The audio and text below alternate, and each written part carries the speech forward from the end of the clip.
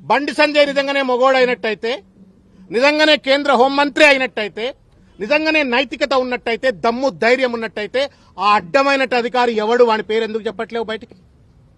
ఎందుకు ఆ రోజు అధికారంలో ఉన్నటువంటి ఒక ముఖ్య నాయకుడు ఆ సదరు అధికారిని బీదర్కు పోకుండా ఆపిండు అని చెప్పని బండి సంజయ్ చెప్తా ఉన్నాడు.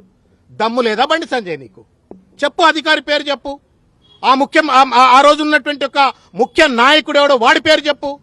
వాడి పేరు చెప్పవు, వీడి పేరు చెప్పవు. అడ్డమైనటువంటి ఒక వెధవ లెక్క నువ్వు ఇష్టం వచ్చినట్లు ఇవాళ కేసీఆర్ గారి పైన నిరాధారమైన ఆరోపణలు చేస్తే న్యాయమా బండి సంజయ్ అని చెప్పని ఇవాళ నేను ప్రశ్నిస్తా ఉన్నాను. ఇవాళ దేశ అంతర్గత రక్షణకు బాధ్యుడైనటువంటి ఒక హోంశాఖకు మంత్రిగా ఉండి కుక్కతో ఒక గుండ్రాయి కట్టినా చక్కగా కాదన్నట్టుగా ఇవాళ బండి సంజయ్ గారు వ్యవహరిస్తా ఉన్నారు. ఎలుకతోలు ఎంత ఉతికినా నలుపు నలుపే గాని తెలుపు కాదు అన్నట్టుగా ఇవాళ బండి సంజయ్ గారు వ్యవహరిస్తా ఉన్నారు. అల్జిమర్ వ్యాధి ఉందేమో బండి సంజయ్కి, అర్థం కావట్లేదు. కరీంనగర్ కార్పొరేటర్ కాదు అయ్యా నువ్వు, కరీంనగర్ గల్లీ లీడరు కాదయా నువ్వు. ఢిల్లీలో పార్లమెంటు సభ్యుడివి, ఢిల్లీలో కేంద్ర మంత్రివి. కరీంనగర్ కార్పొరేటర్ కాదు బండి సంజయ్, నువ్వు కరీంనగర్ ఎంపీవి. ఈ సోయి మరిచి ఇవాళ ఇష్టం వచ్చినట్టు మాట్లాడుతూ ఉండు. నేను ఇంత పరుషంగా మాట్లాడను, కానీ మాట్లాడవలసిన అవసరం ఏర్పడతా ఉంది.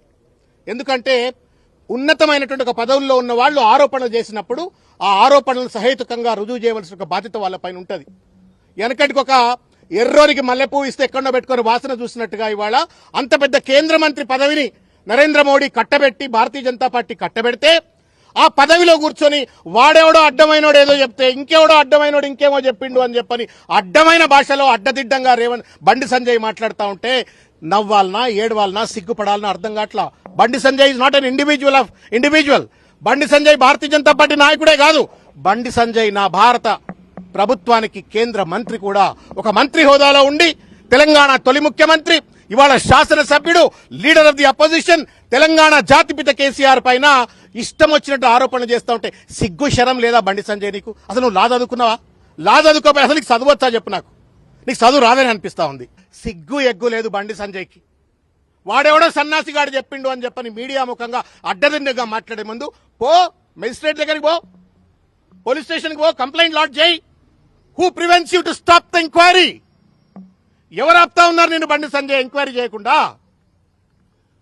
ఒక చిల్లర మల్లరగాడేదో పాన్ షాప్ల దగ్గర పాన్ పరాగ్ దిక్కుంటే గుట్కా బ్యాచ్ వాళ్ళు మాట్లాడినట్టుగా కేంద్ర మంత్రి అయ్యుండి ఇష్టం వచ్చినట్టు మాట్లాడటం న్యాయమా రేవంత్ రెడ్డి? బండి సంజయ్ ఎవరిని మెప్పిద్దామని, ఎవరి కళ్లల్లో సంతోషం చూద్దామని, ఆనందం చూద్దామని బండి సంజయ్ ఈ మాటలు మాట్లాడుతూ ఉన్నాడని చెప్పి నేను ఇవాళ ప్రశ్నిస్తా ఉన్నాను.